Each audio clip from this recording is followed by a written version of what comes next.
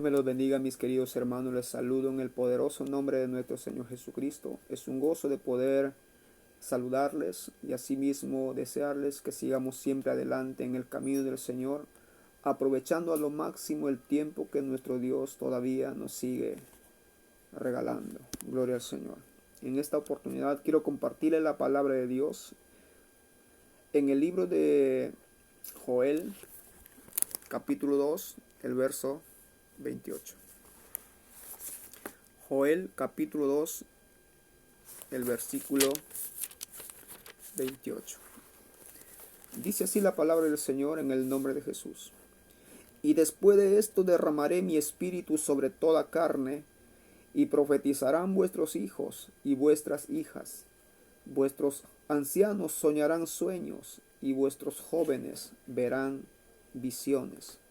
Y también sobre los siervos y sobre las siervas derramaré mi espíritu en aquellos días. Gloria al Señor Jesucristo. Es interesante poder estudiar el libro de Joel, que nos habla acerca de la profecía del derramamiento del Espíritu Santo. Dios estaba usando a este profeta para que él profetizara, hermanos, esta gran promesa de nuestro Dios acerca del derramamiento de su Espíritu Santo sobre toda carne, sobre toda persona que cree en la promesa de nuestro Dios. Gloria al Señor Jesucristo. La ocasión de la profecía de Joel fue una invasión inusualmente severa de insectos destructivos, langostas, las cuales devastaron la tierra, destruyendo la cosecha, y trajeron una hambruna general. El profeta vio en esta calamidad una visita de Dios. Es interesante notar, hermanos, cómo el profeta, hermanos, utilizó esta devastación. El profeta había dicho, voy a usar esta devastación como una visita de Dios. Como Dios, ¿qué es lo que Dios nos quiere hablar con esta devastación? Alabado sea el Señor. Y la refirió como un símbolo de juicio final mundial, el día de Jehová. El profeta Joel predijo el futuro a la luz del presente, refiriéndose a un evento presente e inminente, como símbolo de un evento futuro. La frase clave de Joel es el día de Jehová. Muy poco se sabe sobre Joel.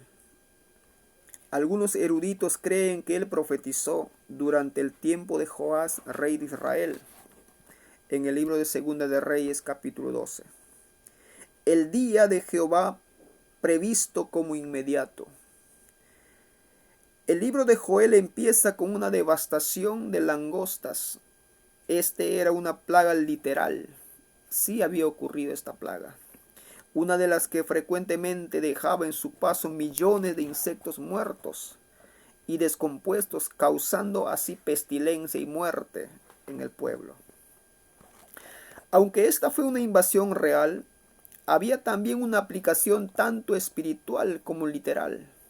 El profeta estaba buscando despertar un sentido de responsabilidad, diciéndoles que esto no era algo incontrolable, sino que Dios había permitido la hambruna debido a sus pecados. O sea, lo que el profeta estaba haciendo era presentar esta devastación y presentarle al pueblo, hermano, como hacerle despertar. El profeta estaba usando, hermanos, esta devastación real que había sucedido en Jerusalén, en Israel, y estaba tratando de que el pueblo abra sus ojos y entiendan y se vuelvan del error de sus caminos. Lo que el profeta les estaba diciendo es que Dios nos está mandando esta plaga para que nosotros despertemos y volvamos nuestro corazón a Dios. Alabado sea el Señor Jesucristo. La devastación en el libro de Joel describe una plaga de langostas que destruye por completo la agricultura, el sustento y la alegría de Israel. El profeta utilizó este desastre natural como una advertencia urgente del inminente juicio de Dios, conocido como el día del Señor. El texto detalla el impacto progresivo de la plaga y a través de 4 etapas o tipo de langostas que habían destruido. Destrucción total. Devoran sistemáticamente todo lo que encuentran a su paso. O sea, esta langosta era, hermano, tan destructiva que devoraban todo a su paso. Y todo lo que dejaban, hermanos, las demás langostas iban viniendo, comiendo las sobras y hasta arrasar por completo los cultivos en ese tiempo. El hambre y sed destruyen los cultivos esenciales como la vid y la higuera, eliminando el vino, el aceite.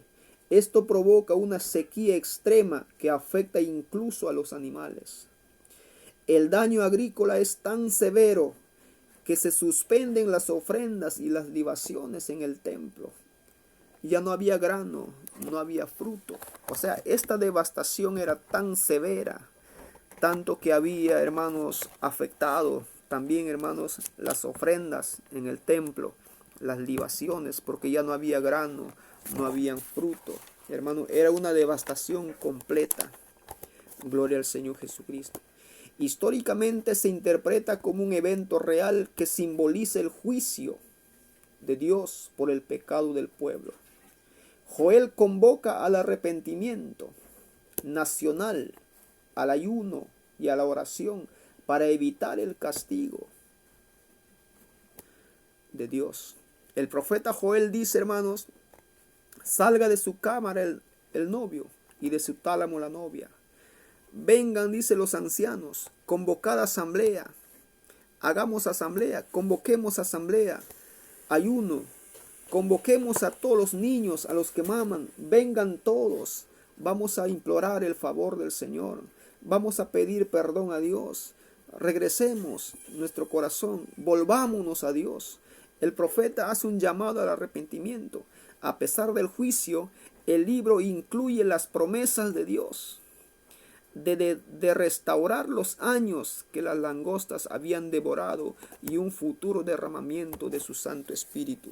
Podemos ver, hermanos, el amor y la misericordia de Dios, a pesar que el pueblo de Israel era un pueblo rebelde, que siempre daba las espaldas a Dios. Aún así, Dios promete restaurar los años que habían comido la langosta, el saltón y el revoltón. Hermanos, Dios promete restaurar los años que el enemigo había devorado. Y no solamente eso, sino que Dios lanza una promesa futura.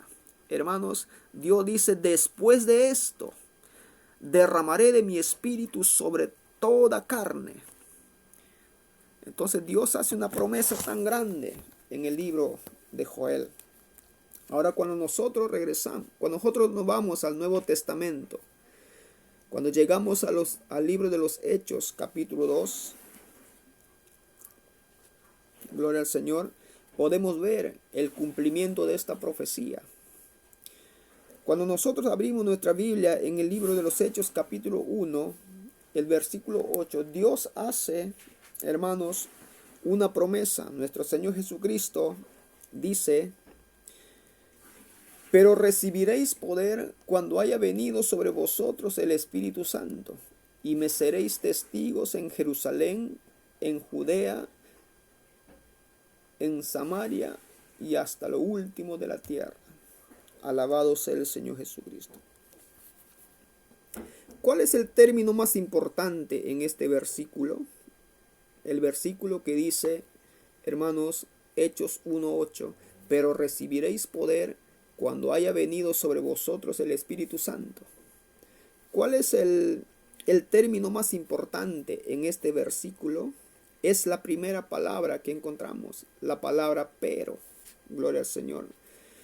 Notemos que la palabra pero es una palabra, hermanos, muy importante, incluido en este versículo. Gloria al Señor Jesucristo. La palabra pero indica contraste.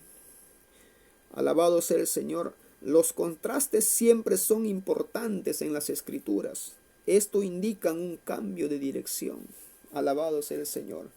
Por eso es interesante, hermano, que nosotros estudiemos cada palabra, cada frase. Muchas veces podemos tomar una palabra y poder interpretarlo, traducirlo, hermanos, de una manera equivocada. Pero nosotros tenemos que tener conocimiento de Dios para poder, hermanos, interpretar las sagradas escrituras. Gloria al Señor.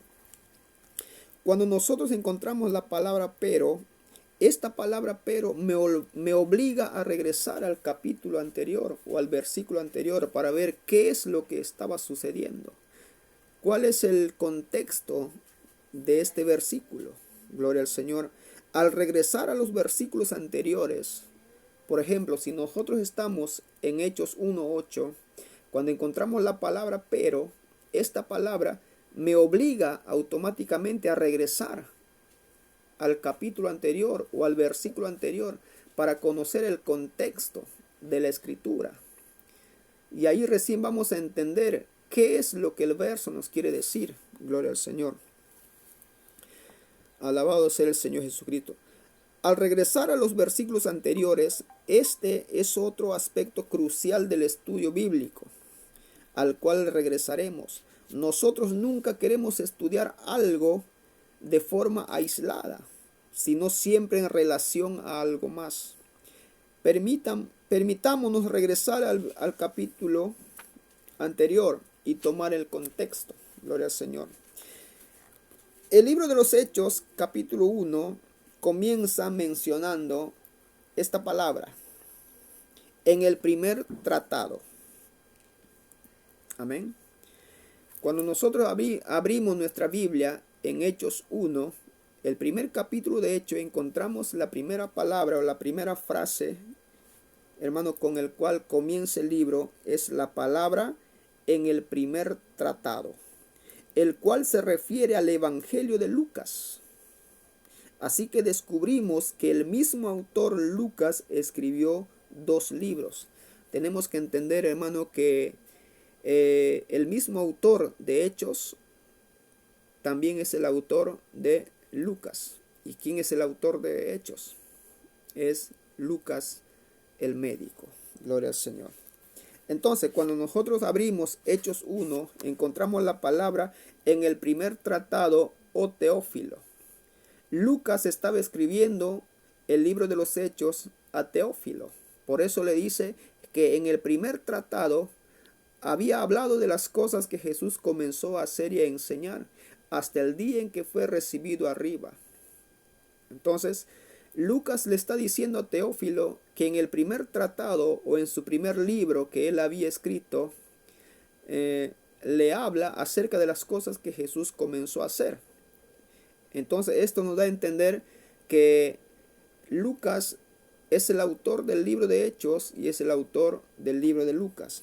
Entonces, Lucas le dice a Teófilo que en su primer libro, en el libro de Lucas, él empieza a contar muy cuidadosamente y detalladamente, tomando información de diferentes fuentes, a poder relatar las cosas que Jesús comenzó a hacer, a enseñar. Gloria al Señor. Entonces, ¿quién era Lucas? Alabado sea el Señor. Lucas era el médico. Escribió los libros Lucas y Hechos. Una pregunta importante es, ¿quién era Lucas? Aleluya. Lucas era el gran médico. Perdón, Lucas era el médico. Alabado sea el Señor. Hechos forma una serie de volúmenes. El Evangelio de Lucas comienza la historia. Hechos es la escuela. Lucas y Hechos tienen el mismo tema. Todas las cosas que Jesús comenzó a hacer y a enseñar. Esta es una clave que indica que Hechos proporciona una continuación del ministerio de Cristo a través de sus epístolas. Alabado sea el Señor. El libro de los Hechos es la continuación, hermanos, del ministerio de Cristo, que él había, hermanos, hecho anteriormente. y eran registrados por los 4 evangelios, por Mateo, por Marcos, por Lucas y Juan. Y Hechos es la continuación, hermanos, del ministerio de Cristo. Aunque Cristo ya no estaba presente, pero Dios estaba trabajando por medio de los apóstoles en el libro de los Hechos. Alabado sea el Señor. Entonces, cuando nosotros vemos el libro de Lucas, hermanos, nos habla acerca de las cosas que Jesús comenzó a hacer y a enseñar. Y cuando abrimos Hechos, aleluya, encontramos una discusión entre el Señor Jesucristo y sus discípulos sobre el reino de Dios. Note que en el versículo 6, los discípulos le hicieron a Jesús una pregunta sobre el restablecimiento del reino, aleluya, de Israel. Entonces, el libro de los Hechos 1, hermanos, encontramos una discusión entre los discípulos y el Señor Jesucristo. Los discípulos querían saber si Jesús iba a restaurar el reino a Israel en ese tiempo. Ellos estaban ansiosos por saber. Ellos querían que Jesús, como Jesús era el rey, ellos querían saber si en ese tiempo Jesús restauraría el reino a Israel. Entonces ellos estaban ansiosos porque desde el tiempo del rey David, del rey Salomón, hermanos, Israel ha venido, hermanos, en una decadencia en sus reinados. Los reyes que reinaron después de David, después de Salomón, hermanos, eran reyes muchas veces que ya no eran como los primeros reyes de Israel. Aleluya. Entonces ellos querían saber, ellos querían, hermano, que Dios restaurara el reino a Israel en ese tiempo. Entonces, para poder entender el contexto del versículo del capítulo 1 de Hechos, el versículo 8, para poder entender este contexto, cuando Jesús le dice, pero recibiréis poder, entonces el contexto es de que los judíos o los discípulos de Jesús querían saber si el Señor Jesucristo iba a restaurar el reino a Israel en este tiempo. Pero en respuesta, hermanos, a esta pregunta, nuestro Señor Jesucristo le dice, no os toca a vosotros saber los tiempos o las sazones que el Padre puso en su sola potestad, pero, gloria al Señor, esta palabra pero es muy interesante, aleluya, poder tener en la Escritura. Cómo el Señor Jesucristo introduce esta palabra. Es una palabra de esperanza. Cuando los discípulos del Señor escucharon que no les tocaba a ellos saber el tiempo o las sazones que Dios había puesto en su sola potestad, el día que Dios restablecería el reino de Israel, Jesucristo le dice, no os toca a vosotros saber los tiempos que Dios ya ha puesto en su sola potestad. Y el Señor introduce esta palabra, pero, o sea, al introducir esta palabra, el Señor hace un cambio de dirección. Alabado sea el Señor.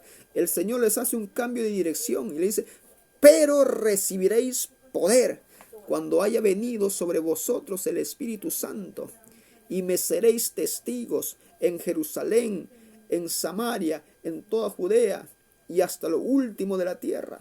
El Señor le dice, no voy a restablecer el reino de Israel en este tiempo.